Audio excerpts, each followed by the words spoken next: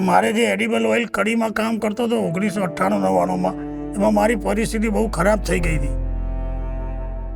10 by 10ની ઝૂંપડીમાં રહેતો હતો, એટલે હદ વગરનો તકલીફમાં હતો કે હવે હું શું કરું. બહુ મોટા નુકસાનમાં આવ્યો હતો.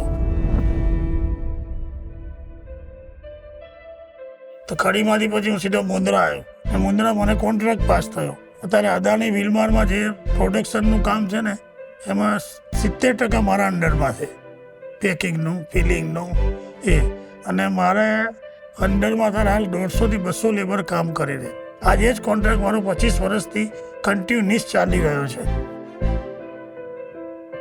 મેં દવાખાનાની સેવાનું નક્કી કર્યું છે, કેમ કે મારું દિલ એવું થઈ ગયું કે ઉપરવાળાએ મારો છોકરો લઈ લીધો, પણ હવે બીજાનો કોઈ બીમારી ના આવે એ ઉપરવાળા જોડે હું પ્રાર્થના કરું છું અને આ સેવા કરું છું.